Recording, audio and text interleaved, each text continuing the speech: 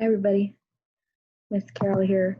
I'm going to be reading Holes by Louise Sackar for you today, and let's get started.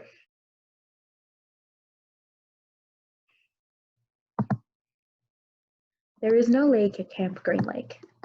There once was a very large lake here, the largest lake in Texas. That was over 100 years ago. Now it is a dry, flat wasteland. There used to be a town of Green Lake as well. The town shriveled and dried up along with the lake and the people who lived there. During the summer, the daytime temperatures hover around 95 degrees in the shade, if you can find any shade. There's not much shade in a big dry lake. The only two trees are two old oaks on the eastern edge of the lake. A hammock is stretched between the two trees, and a log cabin stands behind it. The campers are forbidden to lie in the hammock. It belongs to the warden, and the warden owns the shade. Out on the lake, rattlesnakes and scorpions find shades under rocks and the hole dug by the campers. Here's a good rule to remember about rattlesnakes and scorpions. If you don't bother them, they don't bother you. Usually. Being bitten by a scorpion or even a rattlesnake is not the worst thing that can happen to you. You won't die, usually. Sometimes a camper will try to be bitten by a scorpion or even a small rattlesnake. Then he will get to spend a day or two recovering in his tent instead of having to dig a hole out on the lake. But you don't want to be bitten by a yellow spotted lizard. That's the worst thing that can happen to you. You will die a slow and painful death. Always. If you get bitten by a yellow spotted lizard, you might as well go into the shade of the oak trees and lie in the hammock. There is nothing anyone can do to you anymore. Chapter 2. The reader is probably asking, why would anyone go to Camp Green Lake? Most campers weren't given a choice. Camp Green Lake is a camp for bad boys. If you take a bad boy and make him dig a hole every day in the hot sun, it'll turn him into a good boy. That is what some people thought. Stanley Yelnats was given a choice. The judge said, "You may go to jail, or you may go to Camp Green Lake." Stanley was from a poor family. He had never been to camp before. Chapter 3. Stanley was the only passenger on the bus, not counting the driver or the guard. The guard sat next to the driver with his seat turned around, facing Stanley, a rifle across his lap. Stanley was sitting about 10 rows back, handcuffed to the armrest. His backpack lay to the seat next to him, and it contained his toothbrush, toothpaste, and a bunch of sanitary his mother had given him. He promised to write her at least once a week. Instead of sanitary, it was stationary. My bad. So his mom gave him a stationary, and he promised to write her at least once a week. He looked out the window, although there wasn't much to see, mostly fields of hay and cotton. He was on a long bus ride to nowhere. The bus wasn't air conditioned, and the hot, heavy air was almost as stiffing as the handcuffs. Stanley and his parents had tried to pretend that he was going away to camp for a while, just like rich kids do. When Stanley was younger, he used to play with stuffed animals and pretend the animals were at camp. Camp fun and games, he called it. Sometimes he'd have them play soccer with a marble. Other times, they'd run an obstacle course or go bungee jumping off a table, tied to broken rubber bands. Now, Stanley tried to pretend he was going to camp fun and games. Maybe he'd make some friends, he thought. At least, he'd get to swim in a lake. He didn't have any friends at home, and he was overweight, and the kids in his middle school often teased him about his size. Even his teacher sometimes made cruel comments without even realizing it. On his last day of school, his math teacher, Mrs. Bell, taught ratios. And as an example, She chose the heaviest kid in the class and the lightest kid in the class, and she had them weigh themselves. Stanley weighed 3 times as much as the other boy, Miss Bell wrote into the ratio on the board, 3 to 1, unaware of how embarrassing she had caused both of them.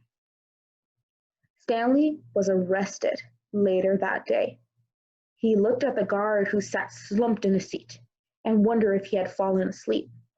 The guard was wearing sunglasses, so Stanley couldn't see his eyes. Stanley was not a bad kid. He was innocent of the crime for which he was convicted. He had been in the wrong place at the wrong time.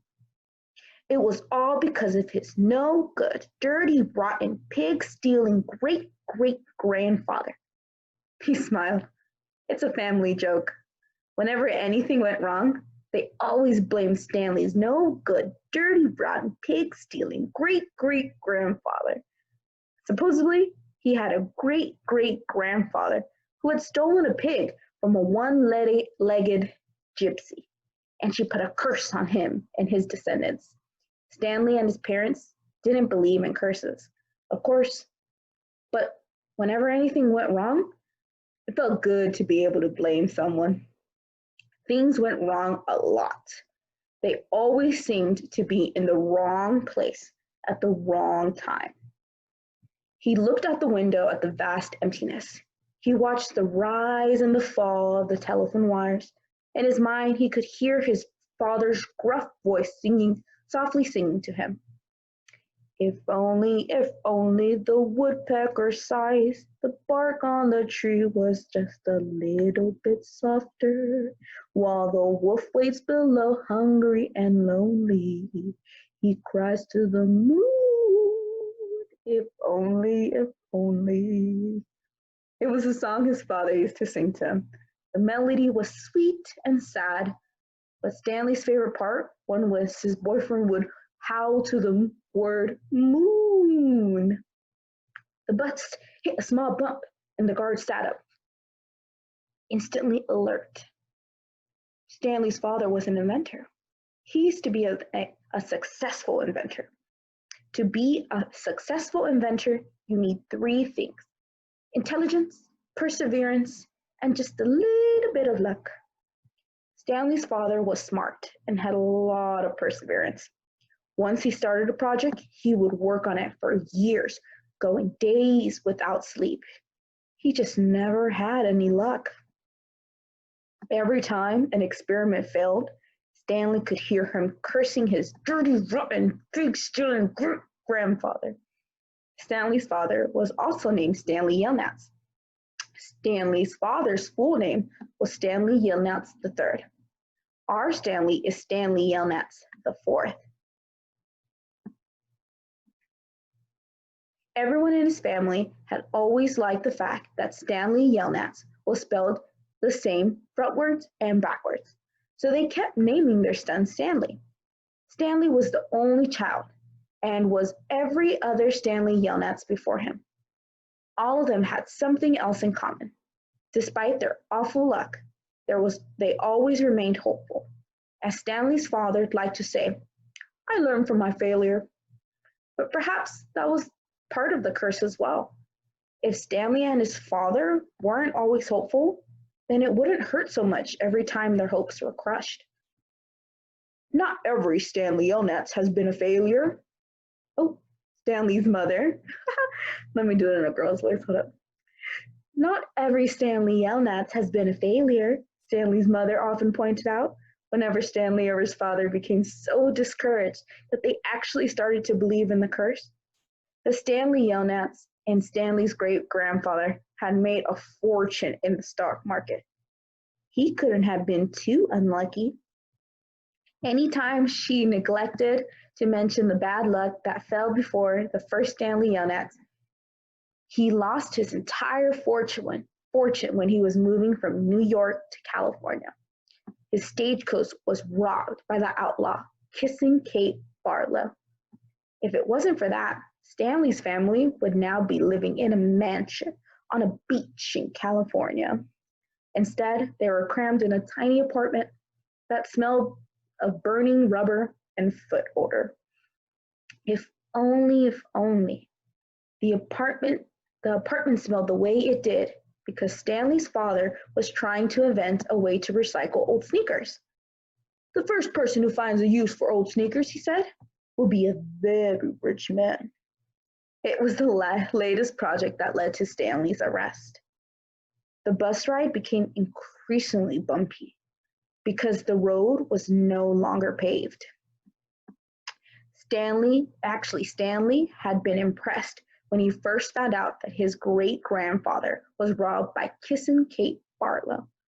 True, he would have preferred living on the beach in California, but it was still kind of cool to have someone in your family robbed by a famous outlaw. Kate Barlow didn't actually kiss Stanley's great-grandfather. That would have been really cool, but she only kissed the men she killed. Instead, she robbed him and left him stranded in the middle of the desert.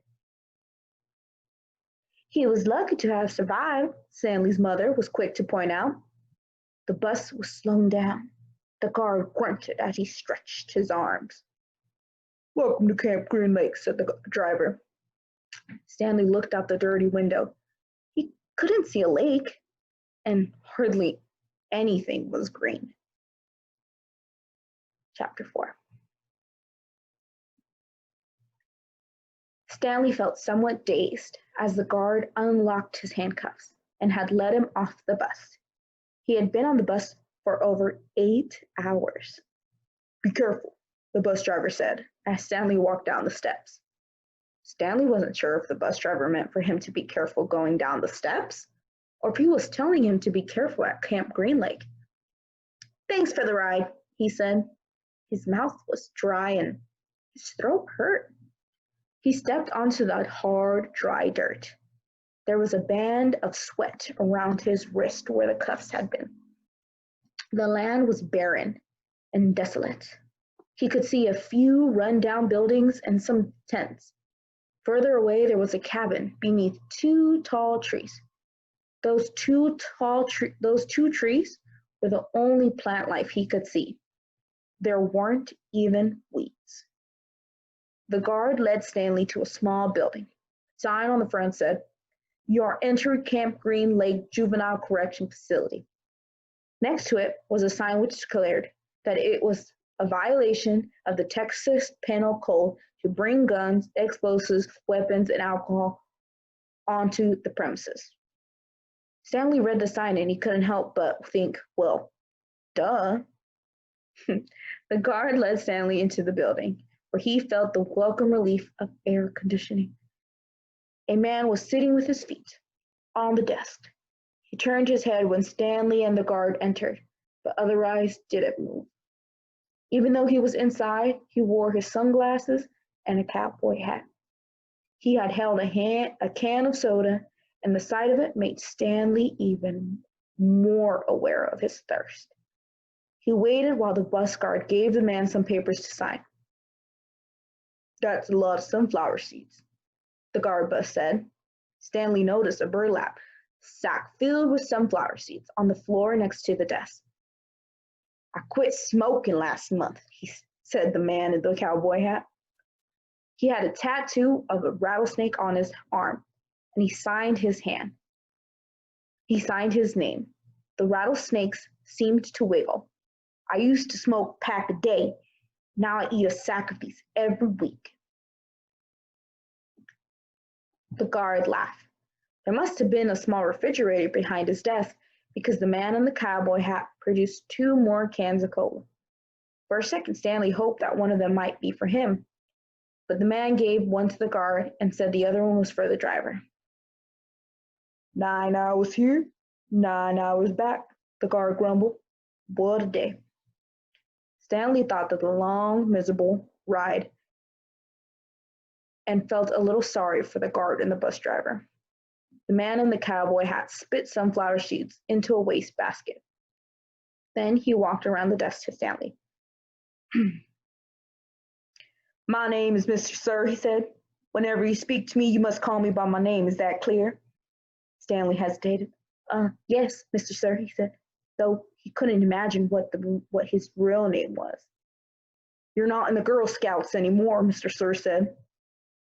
Stanley had to remove his clothes in front of Mr. Sir, who made sure he wasn't hiding anything. He was given 2 sets of clothes and a towel. Each set consisted of a long-sleeve orange jumpsuit, an orange t-shirt, and yellow socks. Stanley wasn't sure if the socks had been originally yellow. He was also given white sneakers, an orange cap, and a canteen made of heavy plastic, which unfortunately was empty. The cap had a piece of cloth sewn on the back of it for neck protection. Stanley got dressed. These clothes smelled like soap. Mr. Sir told him he could wear one of the set to work and one for relaxation. Laundry was done every 3 days, and his work clothes would be washed. Then the other set would become his work clothes, and he would clean clothes to wear while resting. "You are to dig one hole each." Oh, I didn't do his voice. "You are to dig one hole each day, including Saturdays and Sundays.